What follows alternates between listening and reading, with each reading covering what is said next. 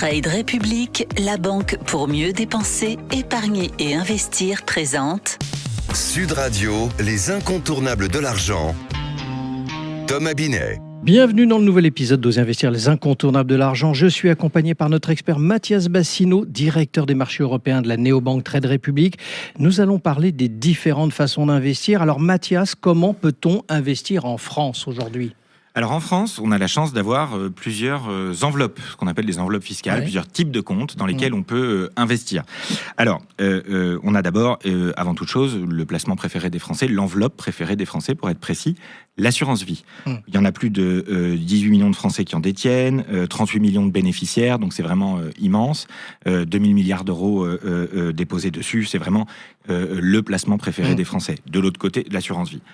Là, vous avez besoin d'un assureur, c'est important de le noter. Ensuite, vous avez également le plan épargne en action, le fameux PEA, que beaucoup d'Européens nous envient d'ailleurs, c'est une des rares choses que les Allemands nous envient.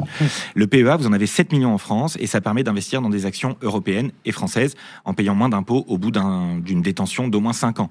Donc c'est un outil pour investir en bourse principalement, alors que dans l'assurance vie, vous pouvez mettre encore plus de choses. Enfin, vous avez le compte titre ordinaire qui séduit de plus en plus de Français ces dernières années et qui lui permet d'investir dans des actions, des ETF, des produits dérivés, toutes sortes de produits financiers du monde entier. Enfin, le dernier arrivé, c'est le plan épargne retraite qui lui vous permet de réduire vos impôts cette année si vous épargnez pour votre retraite. Là aussi, ça a eu un grand succès de lancement en France depuis 10 ans et ça se développe très fort. En vous entendant bien, on voit bien qu'il y a plein d'outils qui existent, mais concrètement, quel est le meilleur s'il y en a un ?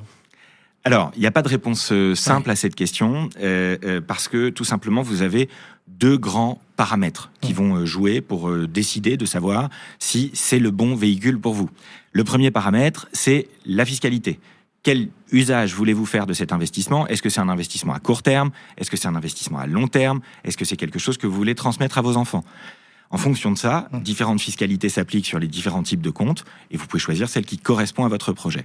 Ensuite, attention aux frais, parce qu'il n'y a pas que la fiscalité qui impacte négativement le rendement de votre épargne, il y a aussi les frais. Dans l'assurance vie, ça peut aller jusqu'à 2-3% de frais annuels et venir gréver sérieusement le rendement de votre épargne.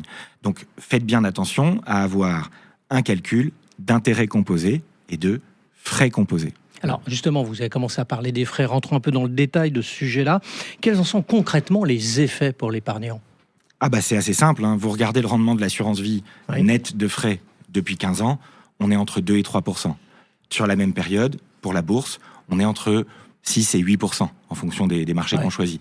Donc la différence, elle vient en partie des frais, puisque quand vous avez tout simplement 2% de frais par an, au bout de 21 ans, vous avez payé 100% de frais.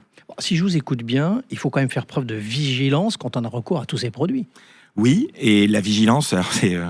Je pense à Harry Potter et à sa vigilance constante. Vous savez, j'espère qu'il épargne à la banque Gringotts un peu mieux.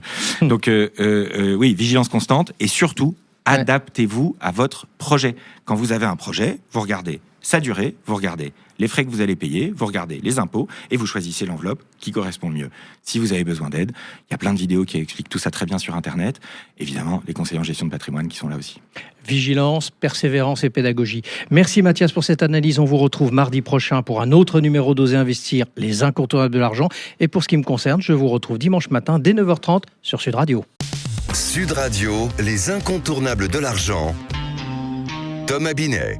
Avec Trade République, la banque pour mieux dépenser, épargner et investir.